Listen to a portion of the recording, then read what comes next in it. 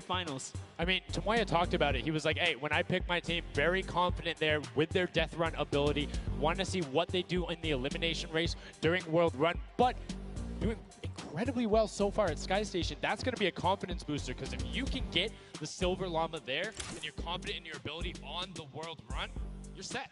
Yeah, you're just one step closer. So with the first place and the second place, they're clearly having a good set so far here at the Sky Station Showdown. Yeah, it's been very well done from them, but it's still anybody's game. Don't forget, the winner of the Silver Llama is the one who has accumulated the most prize money across, which equates roughly to placements, but you don't get punished if you're placing in that bottom half. 4th through 8th, all receiving the same amount of prize money in each one of the matches. Yes, everyone is a winner. So you really have to fight till the end, regardless if you're in the lead or not. This is why these guys are going for it, because this is life-changing prize money on the line. And I mean, we've seen the difference, 10 seconds in that center circle, 120 right there. It makes a huge difference, but enough of us breaking it down. We're going to throw it outside to Bala, because he's going to show us what's up with the tactics. Bala, what do you got for us?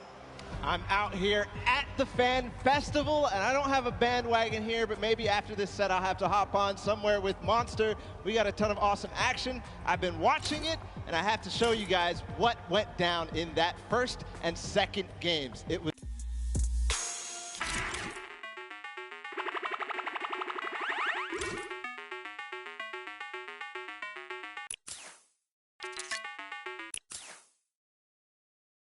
made sure person not to go down.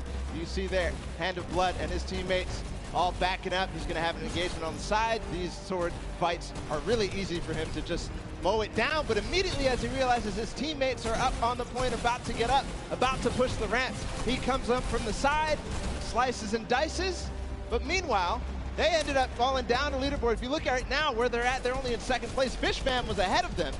But all while Scissors was dancing and talking all the smack, telling his teammates to try to get the crowd involved, it was Llama Record Company making the plan, making the play to get in towards the center.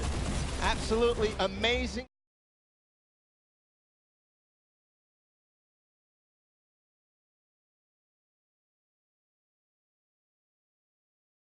Matches down on Sky Station Showdown. One more to go. We'll see where Monster lands at the end of this, because I will maybe join you on that bandwagon. Guys, take it back. I mean, that's starting to get a little awful crowded, man. Real quick, you guys hopping on those bandwagons. But as you said, there is one more regular Sky Station Showdown match in this set. We will see it again later in the remix version during the Golden Games. And it's been so fun to watch the difference of players, who's able to be very strong with the Infinity Blade, how the pinches end up coming. And now in this third match, it's only going to get better from these guys. Yeah, definitely want to see some more of that kind of team work happening here. And why not just hop right into a game right now, right? Let's go see some more action here, because this last game of the set is loading in right now. Yes, and this will be the final match of this set. Set one after this, a Silver Llama will be awarded, and we are in the match. It's Sky Station Showdown. Set one about to be over, and here we go. All right, gotta love those players just kind of beelining out. And don't forget, you know exactly who your neighbors are. You know who is to your left and to your right, because you can see the banners and the designs on their spawns. And a nice look at our captains right there. And right away, you can see a number of teams finding ramp paths where they're able to use their first 5 materials. Next 5, Sword does a double jump. Boom. Right to the top. Chicken Champions excellently executed. Yeah, this is what matters right here, is stopping the funky fighters, because clearly they have been doing some good work together as a team so far. Tomoya is off to the races here, though, sent to run away.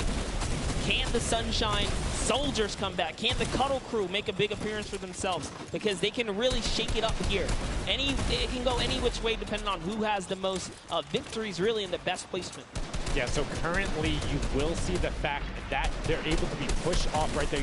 Llama Record Co. putting shots down towards the spawn. You don't want to peek though, because the hunting rifles will be coming out, and the shot just misses Carnifex right there. And he trades back down.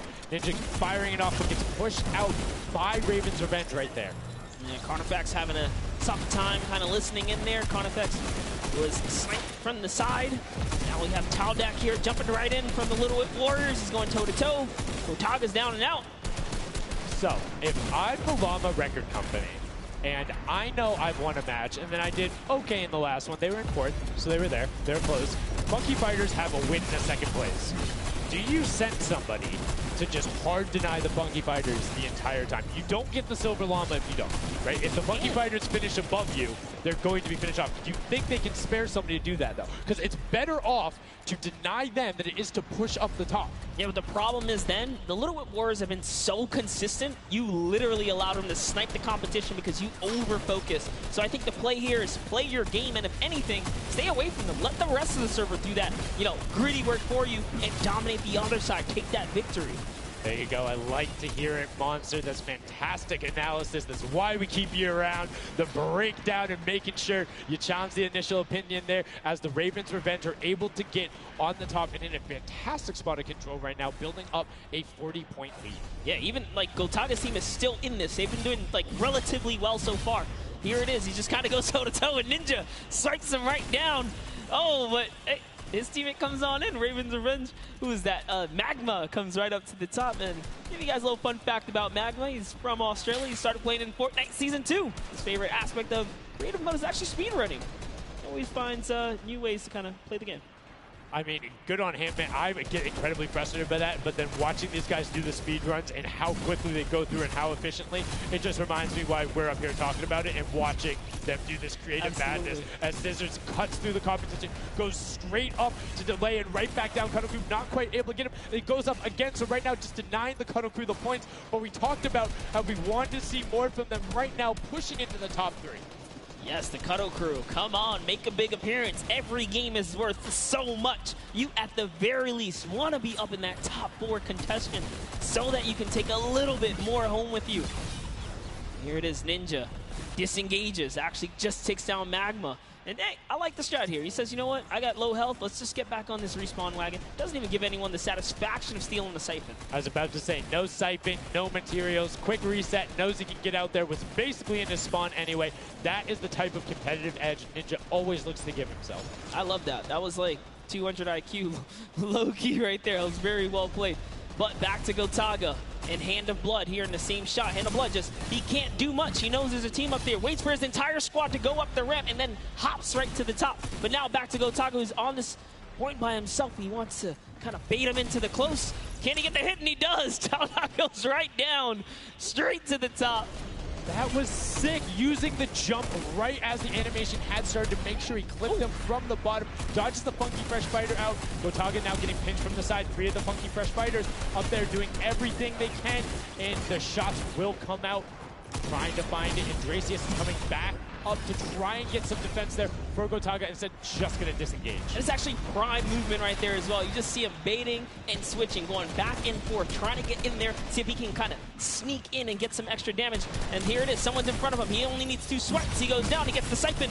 Oh, cannot convert another, which would have kept him in the game. His teammates are here, though. We're seeing a lot more points being assorted. It's a little more top-heavy this game, going towards the 10-minute mark right now, with Ravens Revenge and Llama Record Co. 100 points clear of the rest of the field. Unfortunately, though, the Funky Fighters have fell to the bottom of the totem pole. If they can't come up to the top, they actually are pushing themselves way out of the average, running for the win of this set. So they really need a massive comeback here. But Savenos is showing why he's here with 13 eliminations already, and bye-bye, falls down. Lucky for him. No fall damage. Yeah, it does reset, and that might be one of those moments where you opt for deny, and in fact, he does saying, hey, I'm at 5 HP anyway.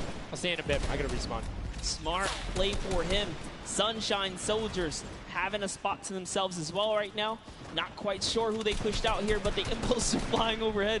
And Gotaga, they're doing so good at holding the point here, and this is why they're in the #1 lead, but they don't have too much cushion to play with. No, particularly when 12 points per second on that central point. B is open. Gotaga checking his surroundings. No shots coming through. And RTA actually using the door edit and just a little counter edit to make sure that nobody is able to come up and contest him, and it just starts raining shots down towards the Little Whip Warriors. Ravens Revenge making their lives difficult this game, but up comes Ninja. RTA goes down. Chappie goes down. Ninja gets the slam. Gotaga, will he be able to find the last hit? Ninja intelligently backs away and strafes it out. Teammate picks that one up, and they get control. Yeah, I love how he played that stepping and sidestepping so that he can just stay alive, because it doesn't matter if your team successfully wipes a point. If you don't have your captain there to seal the deal for the points afterwards, then you cannot earn anything from it. Here comes Gotaga. He's throwing himself into the fire, straight into the point there, and he gets taken out. Here it is. Tomaya's team has fallen to last place. Can they make a miraculous comeback here before the 7-minute mark? Maybe kind of get themselves in the running. They're trying their hardest. And I mean, generally we talk about caster curses. It might be like player jinxes going on right now. Everyone's saying, yeah, we're doing well. We're going to stick to our game plans. That just shows you no one is safe here. These guys are evolving, and they're playing a better game after game. Here goes Scissors. He needs one more swipe there, but Clytax wins the small engagement.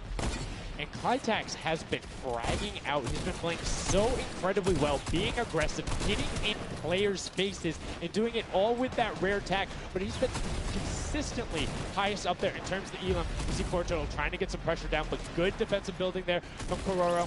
Ryan Frantic comes out the side and cleans it up. But there is Hand of Blood coming directly down. Danya is also up there. We got a three-way battle, but it's 4 chickens saying, this is our roost, get out. That's right, coming right up to own it all for themselves. Rubius doing so good right now. He's from Spain. He actually has a record on, was it YouTube live streaming? 1.1 million viewers, imagine. Yes, one of the biggest content creators in Spain. Will they be able to push down towards the middle? As you can see, Little Whip and Llama Record Company already down there. We've seen this story before as the Funky Fresh Fighters go in, but you can barely even hear the shots over the impulse grenades going off as everyone's like, no, we've seen how this goes. The Funky Fighters need this.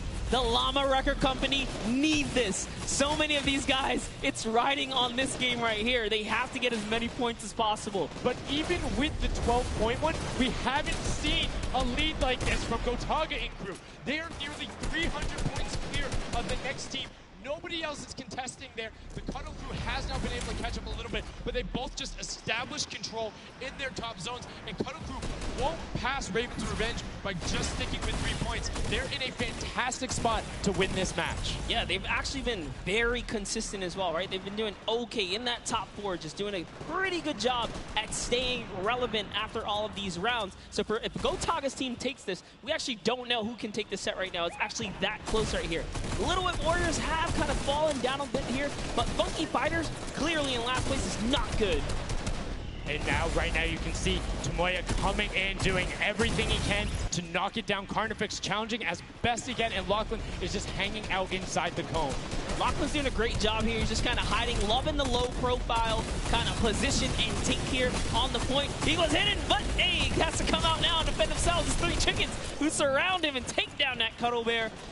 Oh, man. They're supposed to be the tender defenders, but that was a whole bunch of aggression coming out from them there as they now immediately look and start to take shots. And the Ravens Revenge have now finally been unseated from their 3-point game. So a little bit of room to start for the catch-up, but it is utter chaos in point D as Tomoya gets taken down, and the Funky Fighters are still in 8th place. There's still 55,000 minimal on this game alone here. You want to win this one. Ravens Revenge, can they hold it? Or will Cuddle Crew find themselves a big piece of the pie here? Because we're in New York City, you know, you got to make pizza references. That's how we're doing it.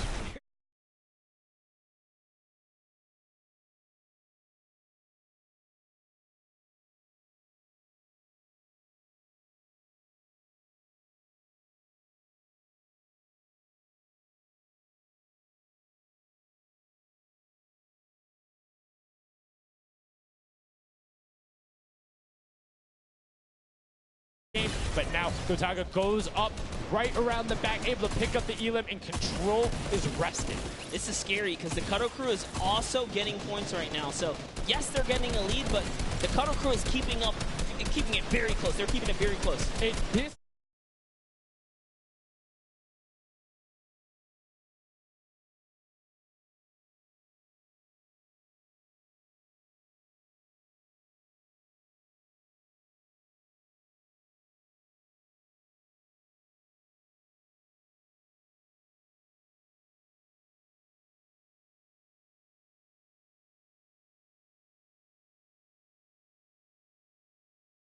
a lead as players are trying their best to deny Raven's revenge. Yes, you have to keep him safe. This is the protect the president strat at its finest. Kodo Crew still gaining points. Llama Records still getting points. In comes the fire from all the other platforms. Kodo Crew's putting on pressure. They don't want to give him the freebie here. You have to look at Raven's revenge, though. Everybody is so focused on the middle. Nobody is going and challenging the top team. You know they're over there. You know they're uncontested right now. You have to be putting shots down there. You have to find the tags. Undergo Tiger. There it is. And they got him. They got him the difference now. Look at the Kodo Crew climbing up on their consistent 3, but they still have control of the top. They just don't have their sword. It's 2 hops to get up there. That's right, and now Lackland can just sit here. He can just hang out, earn these points. This is what he needs to do. And